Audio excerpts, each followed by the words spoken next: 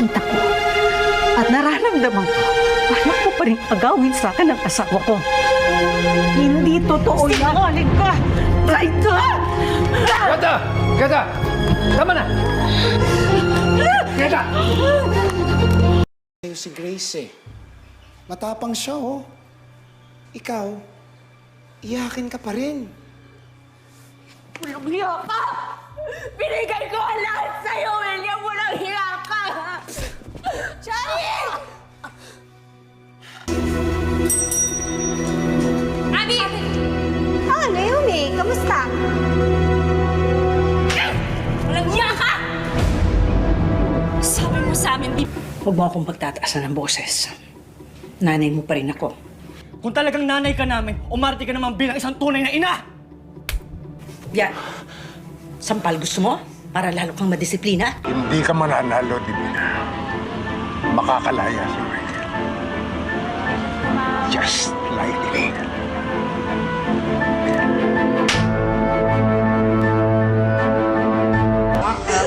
Nabubwisit na ako sa'yo, ha? Puro ko na lang iyak.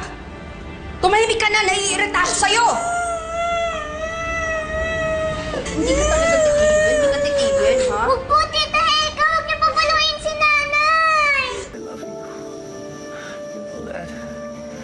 Naloko na. Eh, mukhang maaawa pa eh.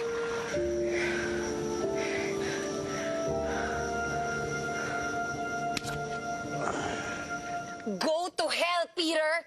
Alam ko, pinagdadaanan ni Eman dahil sa inyo. Hirap na hirap si Eman dahil sa inyo.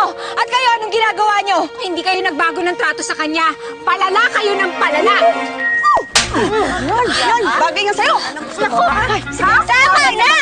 Ma'am, pero naisip ko lang po, paano kung di totoong nakapanggagamot sa inyo yung bata? Ano pa pong silbi sa inyo nun? Sinisira mo ba ang loob ko?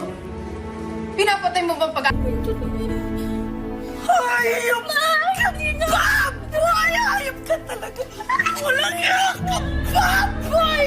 Hayop ka talaga! Hayop! Hayop! Hayop ka! Pinababoy mo ang bahay natin!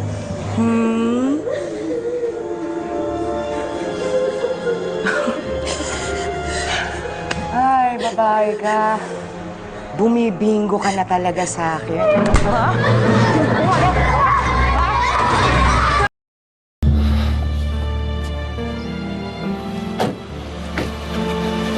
Ma'am, hindi po ako nananakit sa nanay niyo.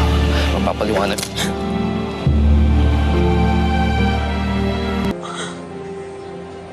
Nasa peligro din yung buhay ng anak ko. Hayaan mo na kami. Hayaan mo na kami umalis dito. Gusto mo umalis dito? Huwag kang mag-alala.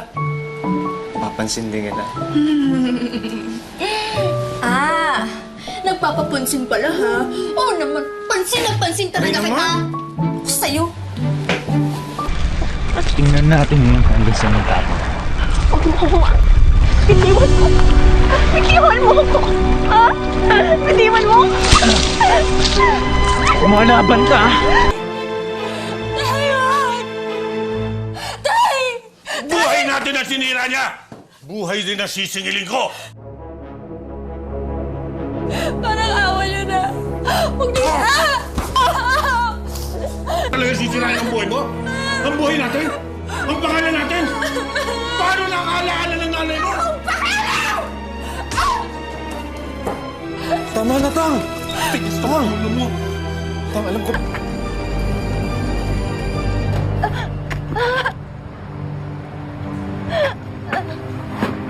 Hayop ka! Pati ang buko dinamay mo! Yan, nasisirain niya yung buhay niya dahil sa impluwensya ng iba. Ibig sabihin nun, wala siyang utak. Yun ho yung problemahin niyo, hindi yung kalandian ko. Ano? Kung akala niyo po, palalampasin ko to, porket matanda kayo, mas lalong